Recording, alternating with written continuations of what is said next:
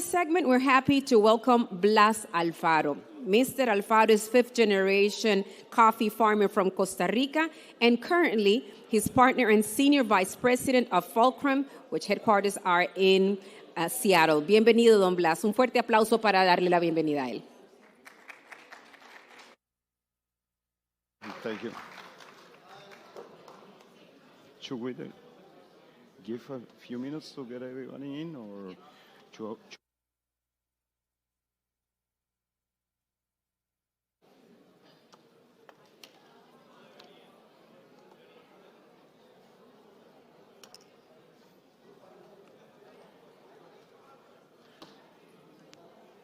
Buenos días.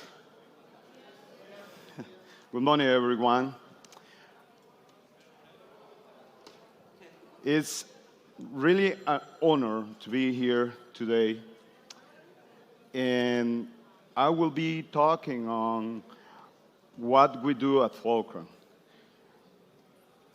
My role is to build mindful relationships across cultures and every part of the coffee value chain.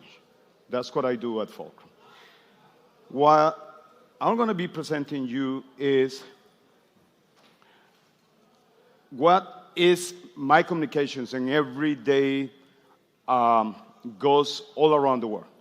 We're a small company in Fulcrum is based in Seattle, and as you see, this is my WhatsApp, and I have communications in Colombia, Uganda, Peru, Honduras, Nicaragua, and we buy coffees from over 20 countries. We build those relationships, and our relationships are direct with the farmers. I'm from a town in Costa Rica. Its name is San Isidro de la Abuela. How many of you know San Isidro de la Abuela? Would you mind to raise your hand? Well, there are more than I thought. All right. So, for those that don't know where is San Isidro de la Abuela, how many of you been in Hacienda Alsacia? The first, yes, almost the same ones, right? So, as Hacienda Alsacia, the first Starbucks farm in the world, is actually based in my hometown. That's where I'm from. This is a picture of my ancestors. I'm a fifth generation, or I was a fifth generation coffee farmer. As you see there, this is a picture from 1926 in our hometown, San Isidro. This is my grandfather, and I'm going to tell you a short story about my grandfather. He was a very, very particular man. He was so particular that he will have my aunt picking coffee from the highest altitude farm that was about 1,600 meters over the sea level.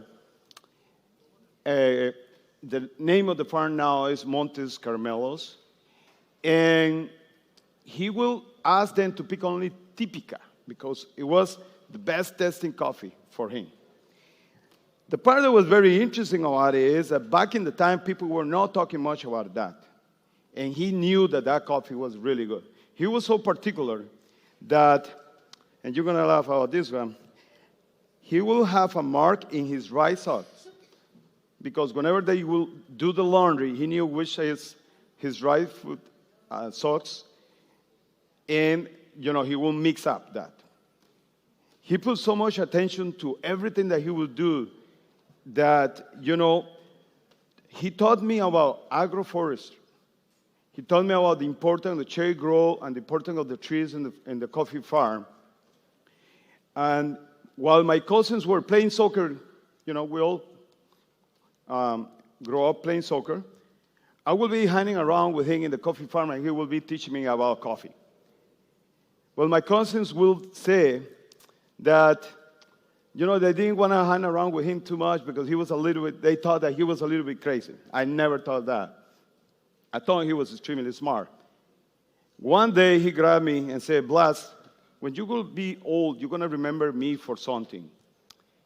You're going to remember perhaps me for a lot of things, but especially for one thing, he said.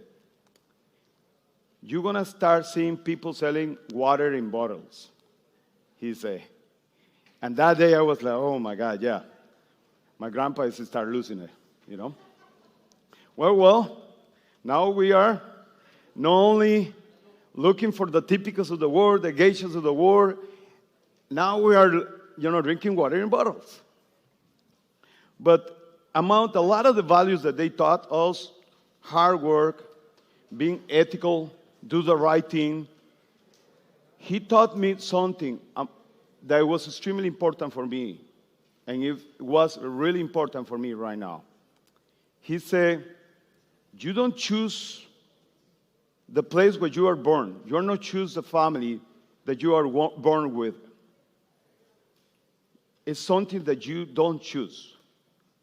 But you can leave that place better than what you found it. And he made sure that I got that message. Try your best to leave the place better than you found it. Right there was my great-grandfather. He was one of the pioneers of the town. His name was Pio Soto Morales. By the way, my full name is Blas Eduardo Alfaro Soto. And Pio Soto Morales was one of the pioneers of the town. Another thing that you don't know about San Isidro, perhaps, is back in the time, it was the way for people from Alajuela to go to Sarapiquí. And Sarapiquí was in the area north of Costa Rica, was a way to go to the San Juan River and eventually to get on a ship and go to Europe. That was the way it was. So San Isidro was extremely important back in the time. We're based in Seattle, Washington. Many of you know Seattle is a very competitive market. Seattle, Washington is based on a lot of coffee companies, not only Starbucks, of course. So in a highly competitive landscape and a growing trend around sustainability, we have focused on deepening relationships, making longer, bigger commitments, focuses on hybrid coffees as the model to increase sustainability, both economically and environmentally, is important. What we measure is what is more important, to achieve a holistic sustainability. That is extremely important to us. This is an image of Lee, Brian Juros, and myself. We're missing a fourth partner in there, Bobby. We got together 12 years ago, and we start Fulcrum right there. We are about the same age. We have kids, married, and we're raising a family all together. In fact, Brian Juros' daughter is right here today with me, and she's our marketing manager. So for us, family values are extremely important. We connect with people around the world, I say. If you notice, I'm wearing there an apron. That apron is from Africa. It's actually from Uganda. And it's from our relationship in Bukanso joint, Uganda. We at Fulcrum have or built relationships that are not only for 1 year. We are now working on relationships that are longer than that. In fact, 75% of the coffee that we buy, it's from 3 years long relationships, on partnerships. We are working on ensuring that the farmers of that 75% we are working on ensuring that 80% of what we pay for that coffee goes direct to the farm. 50% of the coffees that we are using right now are hybrid coffees. 100% of our coffee is direct trade. And again, we have 3 years commitments with communities. This is our lab. And this is the place where we receive people in Seattle. This is a place where we invite our customers. We have these gazebos built in that look like a house. And when we receive our customers, we receive them like we invite them to our house. So if you ever been in Fulcrum or you ever go to Fulcrum, you're going to notice that. As soon as you enter in our building, you're going to feel like you're in a living room. You're going to feel that you are in my living room. Because we are making sure that you feel at home. On our relationships, once I did a presentation of this group in Uganda that we been working for a couple of years. And I went and visited the mill. And they had this pulper. It was a manual pulper. And, I asked them, hey, how long you take to pulp your coffee? It was a group of women. And they told me, yeah, well, we pulp coffee. 8 of us all day long do that. So I went back to Seattle. I did a presentation on that. And this lady talked to me and said, hey, Blas, how can we donate that then mechanical pulper? And I'm like, it was something new for me. But, I said, let's work on something. Let's figure it out. I'm going to go to Costa Rica and find out to farmers in Costa Rica what pulpers they recommend for us to give to this group. And that's what we did. I went back to Seattle. I told her the budget, talked to Penagos, as you see. And next thing that I know is 10 months later, I was back in Uganda delivering that machine. In fact, it doesn't show it there, but it doesn't have the straps. And I had to ride that truck for like about 6 kilometers holding the pulper and making sure that it doesn't fall in the back. But it was a wonderful experience. So that's the stuff that we do. As a small company, we can be impactful, and this is the things that change other people's life. Today, I'm going to introduce you with 2 people that will give you an idea of, in the 2 sides that we work, from the production of coffee to the cafes. These 2 people are a symbolism for us of what we do on community. This is Jose Luis Rodriguez. He's originally from Mexico, and I first met Luis about 12 years ago. The first time that I met Luis, he had a little shop, but at the moment that I walk in his store, his store reminded me of something very special. It reminded me of Pulperia in Costa Rica. Pulperia is, for those that doesn't know, is the place that you go and get the groceries in the small towns in Costa Rica. It will always been like that.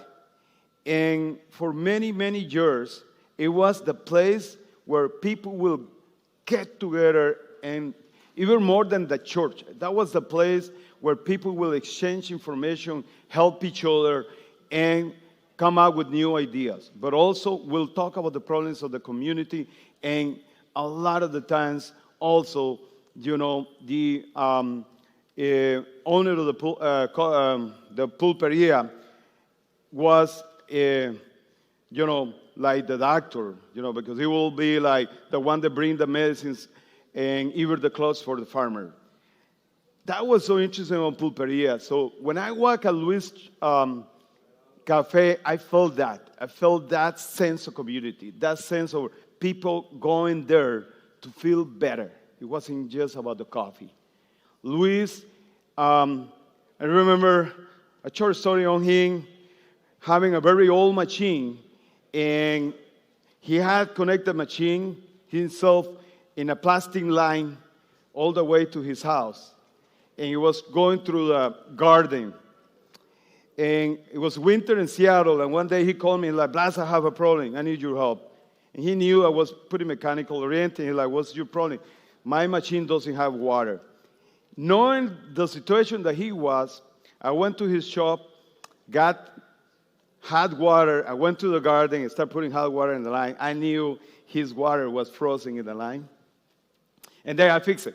And they're like, what did you did? And I'm like, well, your lines were frozen, you know. And, so we have a lot of customers like Luis that they put together a business, and because they don't have access to information, they didn't have access to the connections that other larger companies have with, machine providers and stuff. Eventually, Luis come across an opportunity to take over a location right under El Central Arras in Seattle, and he talked to me. He's like, Blas, they offered me this place, but I'm worried about it. I don't know if I'm going to be able to make it. It's going to be very costly. I'm like, Luis, we're right behind you. We're going to help you out. And he says, well, Blas, I'm going to have a new machine. And I saw this machine that has 2 lions in the corner. He didn't know the name of the machine. And the name of his wife is Leona. And he wanted that machine because he's going to give it to his wife, because I have 2 lions in the corner. I said, Luis, don't worry about it. I help you out. This is me and him in the new location when we were celebrating the opening of the store. And right here, you have the espresso machine with 2 lions in the corner, and that's Leona. Super proud of her place. But the first thing that Luis did really impacted me. Luis called the First Nation people from Seattle, more common known for, the Native Americans from Seattle, and he asked them to bless the place and asked them for permit to open his business. He said, I feel I have to ask them to allow me to open a business in their land. And I don't have the image in there, but Luis that day brought a group of them. They were like 20, and they did a blessing of his cafe. If you notice in his menu where he has his famous drink that is Mexican mocha or mocha Mexican, he has a Native American in there painting. Luis and I were being friends for 12 years, but it's not only about the friends. His place still had the sense of community that I found in his first location. So any time that you go to Seattle and you visit his cafe, you're going to see people of all kind of background visiting his cafe. The second person I want to introduce you with is another 12 years relationship that we have. And this relationship is someone from Carmo de Minas, and his name is Sergio. With Sergio, I was able to learn that we were able to build relationships for a long term. That this negotiation of every single year that people does on buying coffee and negotiating the price is not necessarily the way to go. In fact, if you want to be more impactful and more sustainable, you want to build a longer relationship with your farmers. This is Sergio from Co-Caribe. It's a wonderful co-op. I heard that a lot of you guys have visited this place. And Co-Caribe, it's misspelled, I apologize about that, but Co-Caribe is a great community co-op, and they support the members. And what we end doing was signing a contract with them for 3 years term, and it has built the opportunity for farmers to go buy equipment that are really expensive, like tractors or large coffee pulpers, under a credit line that eventually they will pay with coffee that we receive. This is some of the members of Co-Caribe, and they are the ones that produce our coffee. This is the mill in Carmo de Minas. As you see, no different than a lot of the ones that you find in Costa Rica. The difference over here is that strong relationship that we have with them. 100% of the coffee that we buy from there are hybrids.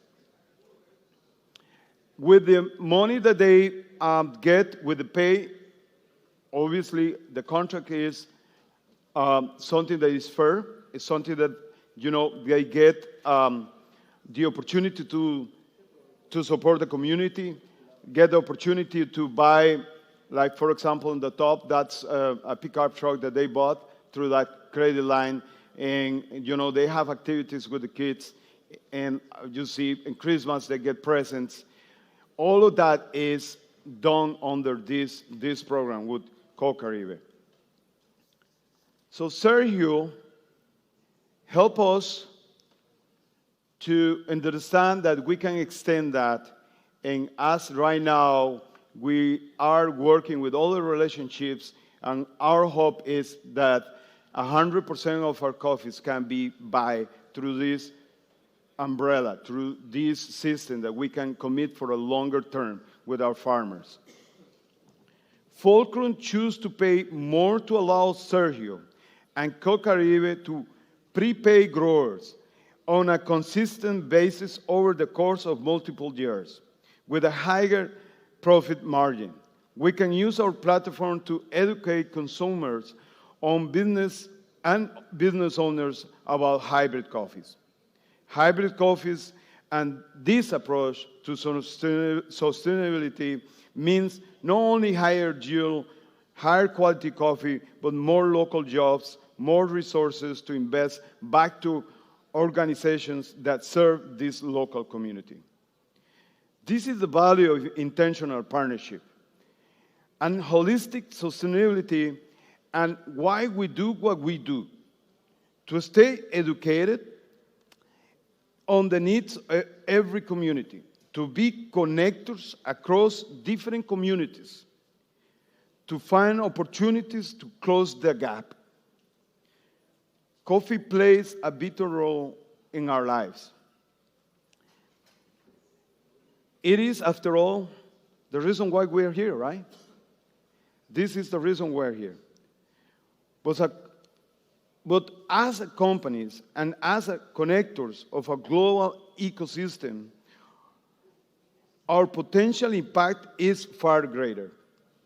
Just like I told you the story about Sergio and the story about Luis, we now working with businesses that are owned by minorities. An example of that is an organization that we're working in Seattle with that is very unique, and the name is Intentionalists. And what Intentionalists does is that help people to be intentional how to spend the money. So they have a platform, and they motivate people to go and buy coffee or food from businesses that are owned by minorities. And that include LGBTQ+, include immigrants, include women-owned businesses. And what intentionally does is create programs and create ideas and have all these people behind the idea that we can be intentional and how we spend the money. Because anyway, you're going to have a cup of coffee. Because anyway, you're going to go out and eat on dates. Why not doing it in a business that are owned by minorities? And that's the next step on what we have done with Luis. We can repeat this not only in Seattle, and we've been doing it for a couple of years in Seattle, and we just start doing it in other cities in U.S. As next step, we have a customer already opening in New York. That's a really great example. This is 4 gay guys that got together. They'd always been work as bartenders in bars, and they were like, why no on the bar? And one of them was from the Pacific Northwest and say, and what if we add on coffee? And he come over to Seattle to look for a roaster that was alone to the idea that they have, and that's how they met us. And then I told them the experience with Luis, and they love it. And they're going to be opening in 2 weeks, and what they're going to be doing is they took a place that is 3 floors. If you ever go to Manhattan, you should visit them. The name is going to be Red Eyes. And what they're going to be doing is in the bar, they're going to be using our coffee instead of Red Bull and all these energy drinks. But in the day, they're going to have a cafe, and they're going to serve people coffee. They bought also a beautiful machine, and they, like I say, going to open in a few weeks. Next, we have another customer in LA, and like you see, we're going to start expanding, supporting these minority-owned businesses, and repeating what we did in Seattle with Luis in other cities in the United States. And on the other end, on the buying coffee, that's our next step. We want to be 100% under long-term contracts with our providers or our farmers. Again, if you want to be impactful in a great way, basis in our experience, it's a good idea to start thinking about long-term relationships. It's a good idea to stop thinking that, hey, every year we can do this. Why no longer than that, right? And also, connecting organizations and connecting manufacturers with these small businesses to provide communities with a better place to be together.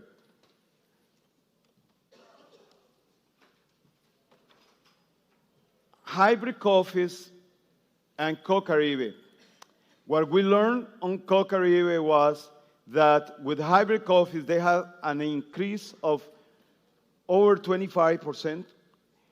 The quality of our cup went from 4 to 5 points higher in, using the SEA scar. Like I said before, 50%, right now, 50% of our coffees are hybrid coffees. And I'm talking about the blends coffees. And in about 75% of the coffees that we are buying right now are long-term contracts. This is some of the images of where we are connected with, from Guatemala, Uganda, Myanmar, Honduras, Rwanda, and go on, a lot of other countries. But the importance over here is that all of them are communities, and all of them, they want to work. All what they want is, the opportunity, the tools, and a good customer that want to be fair with them. This is my presentation. Thank you for being here. And I want to ask you a favor. Please follow us as Fulcrum Coffee in Instagram. For those that are very, into Instagram, follow our journey. And I hope we can be able to take you to places that are very unique. Thank you.